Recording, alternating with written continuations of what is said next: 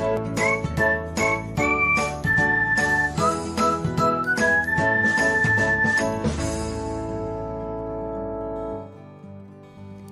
everyone, welcome back to another episode of Technologyglance. In this video, I'm going to guide you through how you can start receiving SMS notifications for updates from friends on Facebook. So, let's get started. Watch till the end and don't forget to subscribe to Technologyglance by hitting the subscribe button and press the bell icon so that you'll never miss another update.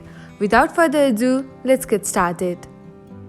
First of all, open the Facebook app on your device. Next, select menu. After that, tap on settings and then select notifications. Here, open updates from friends and then toggle on the button beside SMS. And that's it. This is how you can start receiving SMS notifications for updates from friends on Facebook. Thanks for watching. If you found this guide helpful, we will love it if you hit the thumbs up button below. We upload great new tech tutorials like this one every day. So, don't forget to subscribe to our channel and hit the bell icon to get an update as soon as we post a video.